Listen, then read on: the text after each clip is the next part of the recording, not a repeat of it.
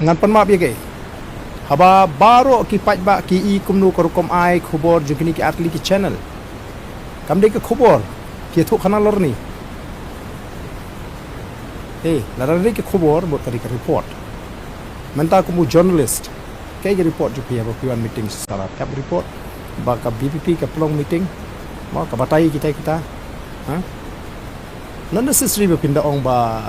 tau pat ba u shat comment u mi shat comment ne u kibatai ke report konri ndai menta pi1 ye meeting ko sora pi page manu bosong hang tai bu Bah Ardent tau umdan kadai pi1 sim attendance ne pi1 ben report di ke meeting je ke party ki pai ba ki ngi ngi bonsen ba kadon ke jing persang ban mislead ye ki pai ba ti na kata down di keren bila penpau ba kamlong ke iki ke badai di kaladon ke jing ko por musa ngir la pen sutu iki ba ki sutu tendai ban repeat ya ke ju na kata down mentangi hapan ong da ka kerteng iki ke channel ba iki ni ke channel ngim don kam coverage jong ki ngim don kam hero you are not needed in our meeting nei bat ni ngim don kam hero bangin pe iki ke channel ke joki pila ban ra ke pila ban peni news joki ka so bit nomor ka freedom of press kam de ka absolute freedom pila ra ki press ke ngila ban thok ka bangiman don menu bala ban question jumu gila ban defame fi ke bapman ngam tang la ban su defame fi ku reporter ban thok inu ka bam don ke jinsa pila masuk ong bakat kum kat pelong khobor menta ka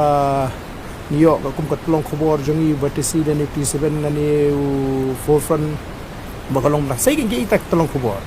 nama ki allegation kita kilong serious pimla macam tolong kubor pide benar proof ngingim lam chong ok kum kat tolong kubor jingi keseng kidan ki nong tok kubor tong T7 Batesi biok sana konran dong se pimla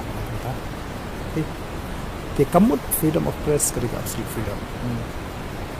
freedom of press kamu pitho ya ke ike berkuban tho lara pila investigate siapang jonga su umbu MLA banga penun kam baklai ke MLA scheme lab banga penun kam bakla you can write you can report that no problem and they you can investigate people shang man mislead and misinform papai dia tang ban create confusion pai bam tu support ini pai ba believe in it pan ma ba kari ke jihi kai kini ki channel ban pe ya ke feedback jo pai ba man ta kumnu ko respond jo pai ba ke song hati